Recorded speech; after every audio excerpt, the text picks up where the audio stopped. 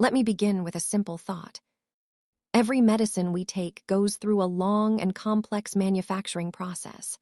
During this process, various chemicals are used to synthesize and purify the drug. But what if small traces of those chemicals remain in the final product?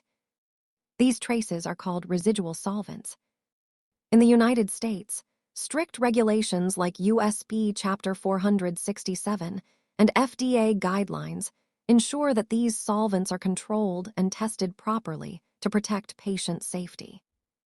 In this presentation, we will understand what residual solvents are, why testing is critical, and how pharmaceutical companies comply with USP and FDA requirements.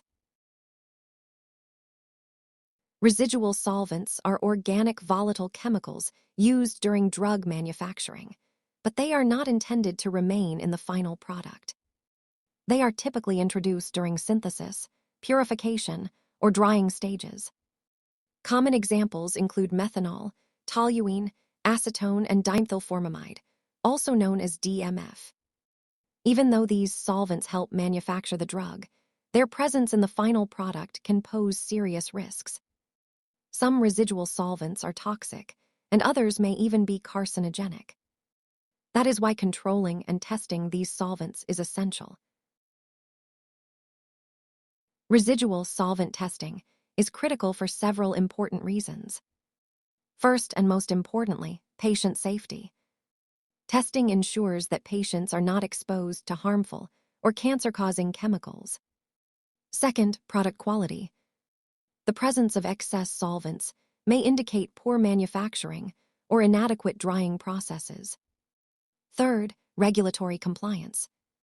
Residual solvent testing is mandatory for FDA drug approval. And finally, risk mitigation.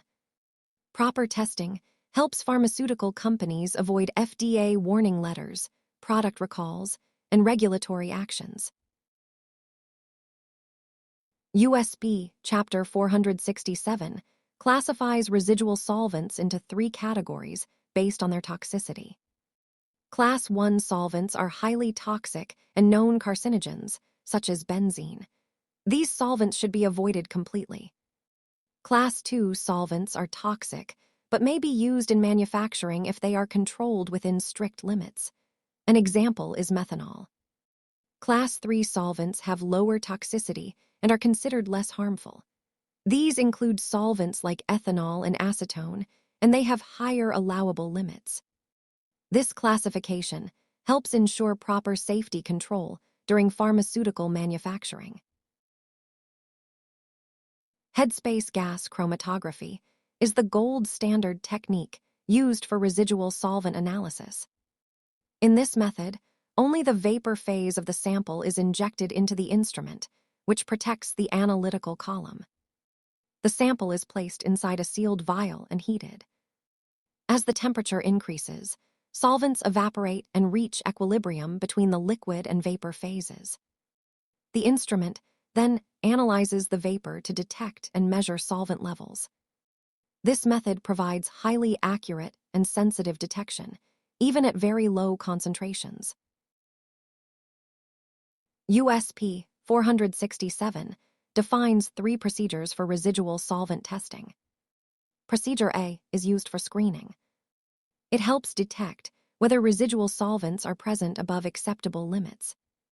Procedure B is used for confirmation. It verifies the identity of the solvents detected during screening. Procedure C is used for quantification. This procedure accurately measures the concentration of residual solvents present in the sample.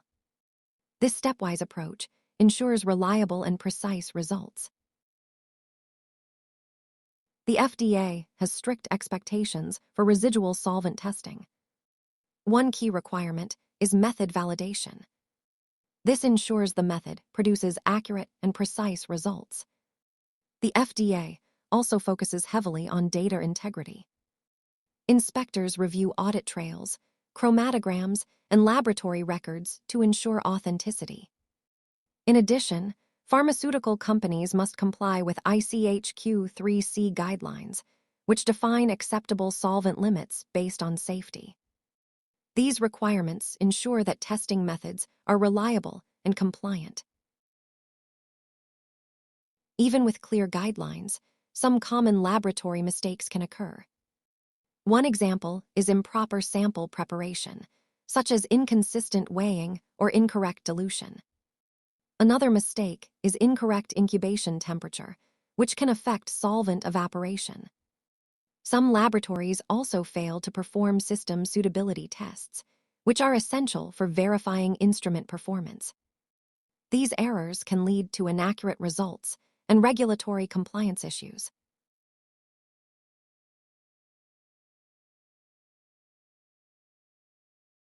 There are several important practices analysts should follow. First, always adhere strictly to USP 467 parameters without deviation. Second, maintain gas chromatography and Headspace instruments properly to ensure accurate performance. Third, document everything clearly. In pharmaceutical compliance, documentation is critical. There is a well-known principle in the industry. If it is not documented, it is considered not done.